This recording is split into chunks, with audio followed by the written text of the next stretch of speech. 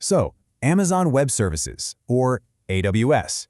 You've probably heard the name thrown around a lot, right? But let's be honest, it can feel like this huge, super complex universe. Well, today, we're going to break it all down. We're going to give you a beginner's map to what is by far the world's biggest cloud platform. Okay, so here's the game plan. We'll start with the absolute basics, then we'll move into the core building blocks of pretty much everything. After that, we'll see how to connect it all, add some serious intelligence, and finally, we'll touch on the tools that help you build and secure the whole shebang. A full tour, and we're going to do it pretty quick. All right, first things first, let's tackle the biggest idea of them all. What are we even talking about when we say the cloud?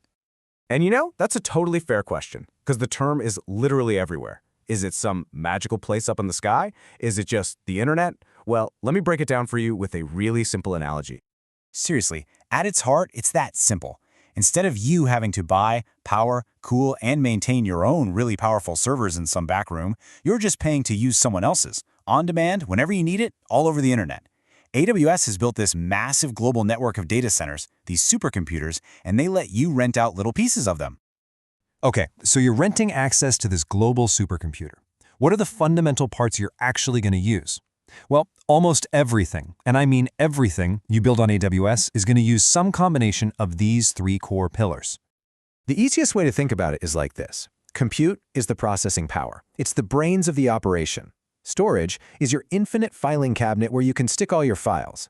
And databases, that's the super efficient organizer that helps you structure and find your information in a snap.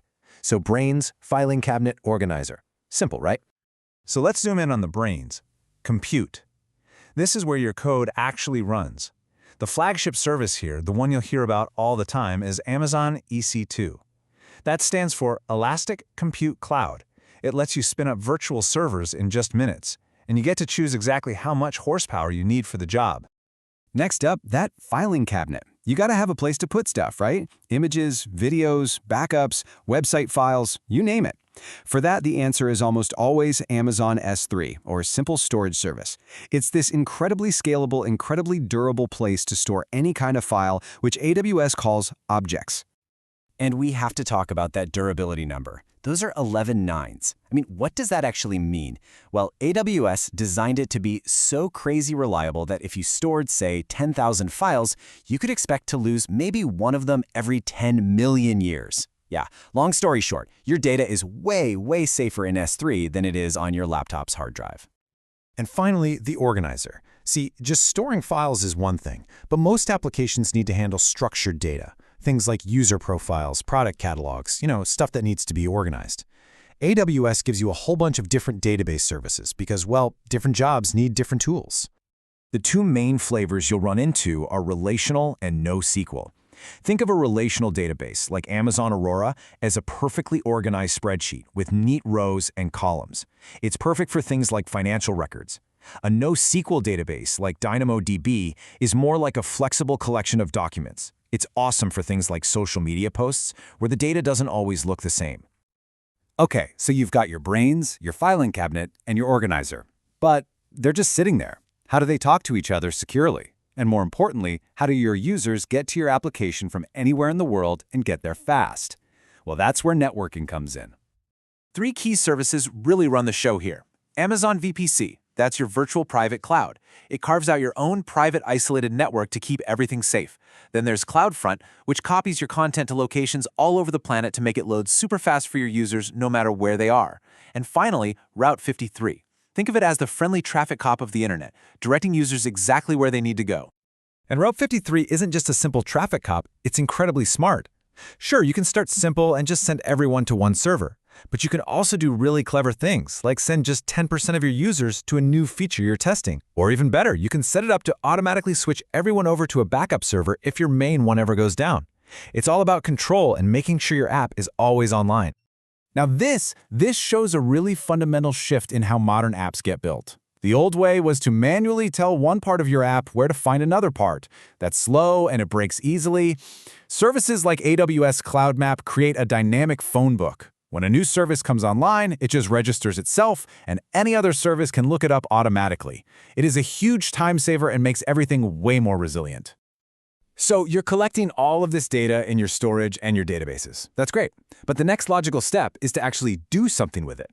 And this is where AWS gets really, really powerful, helping you find insights and add some serious intelligence to your applications. Let me just give you a few quick examples.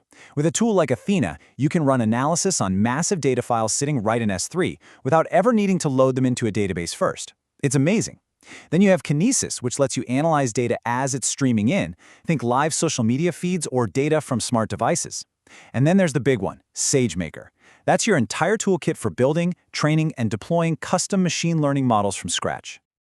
Building the app is one thing, but managing it, deploying updates, and monitoring it when millions of people are using it, that is a whole different ballgame.